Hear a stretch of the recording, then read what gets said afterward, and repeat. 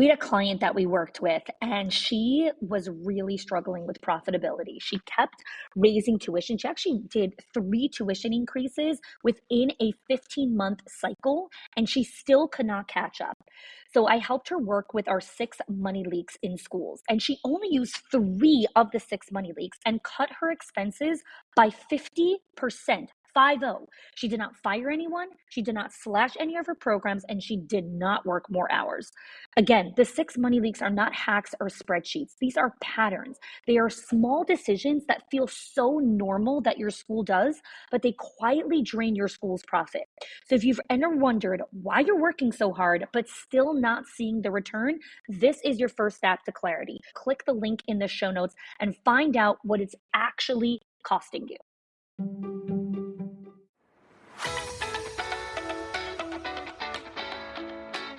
Welcome to the Schools of Excellence podcast, where we have conversations about education, leadership, and building a school of excellence. The goal on this show is to bring you clarity, up-level your mindset, and give you practical strategies and inspiration so you can show up with confidence and trust your decision-making. I'm Chani Wolshansky. I'm a mom of 4 under 10, a former New Yorker, and been in the early childhood field my entire life. And I'm so grateful that you've joined me for this conversation. Welcome to the Schools of Excellence podcast. Today, we're going to chat about one of the core frameworks in sustaining excellence in your school, which is the ripple effect. I developed the concept of the ripple effect as I noticed that leaders had this consistent focus on the kids or the teachers, and they were asking all these questions that were about what can they do? How can I help them do this? And it doesn't work that way, right? The change and growth that we want to see in our schools starts with us. So today we're going to dive into what is the ripple effect? How does it work? What happens when you adopt this mindset and start to make decisions and behaviors that reflect this new way of thinking? Your leadership and your school is part of a story, the story that you've written and that you continue to write every single day. You see, the beauty of this is that you are the author. You are the screenwriter. You have the power to write a story and create a legacy that you really want for yourself, your family, and your school. Many times while you're writing this story, in many of these different moments, you need to take on different roles. The caretaker, the nurturer, the accountability coach, the therapist, the doctor, the diffuse the argument, the curriculum builder, the parent calmer. And many of these roles that you need to step into, you didn't really audition for. You didn't have a script. You didn't have a blueprint. You didn't get time to practice before you had to hit the stage running. You just needed to go. Well, guess what? To keep evolving and showing up in this ever-changing game, you need to master an important mindset. You see, many leaders jump straight into mechanics. What should I do? How should I do this? Here on this show, we're going to start with the mindset. Mindset first. And that first mindset is, it starts with you. You are at the center of the ripple effect. Everything that you do, your actions, your behaviors, your routines, your thoughts, your beliefs, all of these have an effect on the school culture. You see, I don't believe in self-made anything. I believe that anyone who has achieved any level of success, has done so while linking arms with others, watching, learning, growing from other mentors and coaches, and standing on giant shoulders. And at the same time that we need to link arm with others to achieve any level of success that we're looking for in any area of our life, at the exact same moment, your school can only grow as much as you do. You will always be the giant cover to any growth that you want to see in your school. I'm going to say that again. You will always be the giant cover to any growth that you want to see in your school because you can't change other people. It's annoying, right? Don't you wish you could change other people? But here's what I know to be true about the ripple effect. The ripple effect that I created, the Schools of Excellence ripple effect. There are 3 circles. At the center circle, in that inner circle, that is you. the school leader. I know this can be very different from the way that you typically look at your school, right? Because sometimes you're typically asking questions like, how do I get my staff to do this? How do I get them on board? What do I do when a parent says this? How do I help this child? But the ripple effect flips it. You're at the center because we focus on what you can control, which is yourself, your mindset, your actions, and your skill development as a leader. Yourself, your mindset, your actions, and your skills as a leader. And when you're committed to that mindset, you can step into your school every morning and be filled with pride, confidence, and trust your decision making. Just breathe that in for a moment. If that was the school you stepped into every day, that you created, that you designed. You see, many directors come to me as a drop-off center. Here are the issues in my school. Here are my staff. Here's all the problems. Fix it. But everything starts with you. And on this show, we're going to reconfigure that lens. I'm going to help you reconfigure what happens when you start with yourself. You see, when I listen to a director, when directors come to me for coaching or training, I know I'm only listening to one side of the story. It's subjective. It's the story of that person and the lens that they're bringing the narrative to me. And the narrative that they bring is everything of their past experiences all coupled together in a bag, and now they're presenting it to me. It's their upbringing, their values, their belief systems, their personal story, their trauma, their history. All of it comes together in this one story. You see, when we tell a story to other people as human beings, the human mind is phenomenal. The human mind will disregard, curate, and delete anything that will make you uncomfortable or make you look negative. Because that's how your mind is helping to create meaning in that story. We want to show up as the hero. So my goal is to help you craft a different story where you are the guide. You are the guide and the hero for your people. Not disregarding, curating, and deleting stuff that make you uncomfortable, but leaning into that discomfort because that's the leadership gap. When you start from there is where you make quantum leaps in your school. I want to invite you to join us today in our very special online community at the Schools of Excellence Lounge. This is our private Facebook group that provides support, education, and accountability so that we can flourish alongside each other.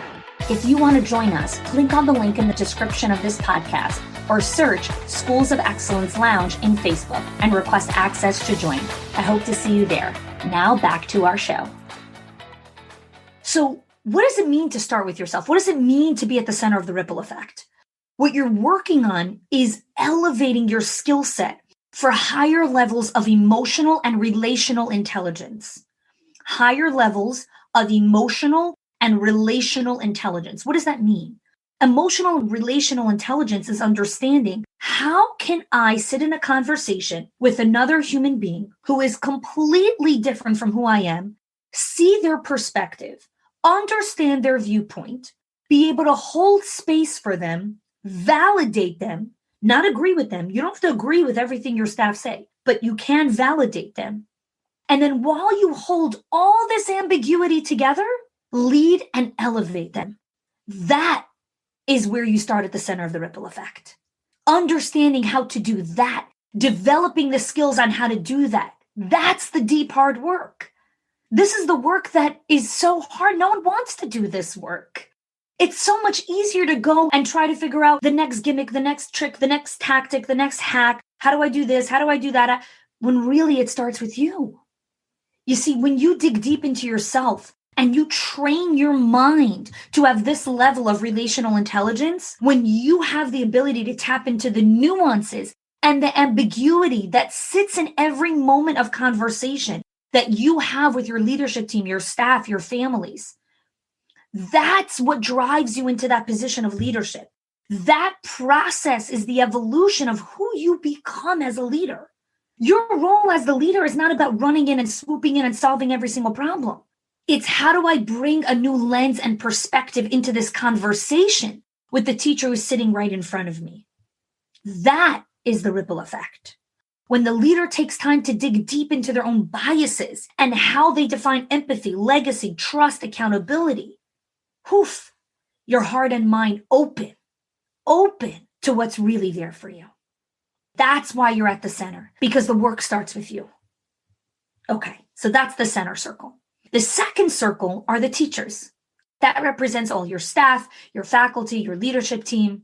And if you want accountable, committed, creative people who buy into what it is that you're creating, that vision and legacy, that's where you need to provide the tools and design an environment for them to up level to that level of excellence. Here's something I want you to write down. And if you're driving or you're doing the dishes or you're middle folding laundry, you'll write it down later. Teachers do not rise to the level of our goals. They will always fall to the quality of their habits and routines. One more time. Teachers do not rise to the level of our goals. They will always fall to the quality of their habits and routines. So as leaders, we need to design environments that help them create those new habits so they can elevate themselves to new positions of leadership. They need to understand how to do habit formation and change their behaviors. And the only way that you're going to be able to do that is if you know how to do that for yourself. Because your responsibility is to take care of the teachers so they can take care of the children. And this is really hard for many of you that are listening here. Whether you're a director or an owner, many of you were promoted to your levels of leadership from being a teacher. I was a teacher for many years, and I worked my way through the ranks. So shifting your mindset to focus on the staff is very, very different. And this show and in our next episodes that will be coming, we're going to uncover more and more ways of how you really design this environment. All right, so that's the second circle. The inner circle, school leader. Second circle, teachers. Outer circle, parents. That represents families and community, okay? This is where you start focusing on meaningful partnerships, where parents respect and value the work that you do. And this is key. This is where you help parents view your staff as professionals, not babysitters. Professionals, not babysitters. And there are dozens of ways to connect with families. Educating and training consistently through consistent, intentional communication with families to shift their mindset that staff are professionals, not babysitters. And I'll be sharing a lot of different ways and inviting other leaders to come on and share here as well. And the final, most outer layer is the children in your community. To impact the children in your community, you start with yourself. We look inward. That is what it takes to create and build a school of excellence, to build legacy. This is it. This is how it's done. And you guys can do this. You're here. You're committed to this show. You tuned in time to listen because you want to elevate who you are as a leader. Thanks so much for listening. And I know that you have a network of leaders. So I want you to share this episode with them. I want you to invite other leaders into this conversation. Remember, this podcast, this show is about starting a global conversation about building schools of excellence. And it starts with you at the center of the ripple effect.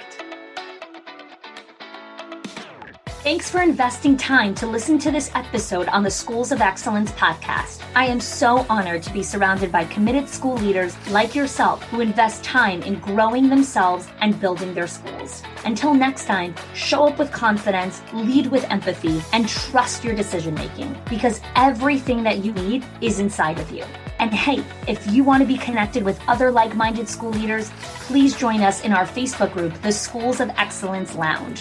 You can find that link in the show notes along with other important links from today's episode.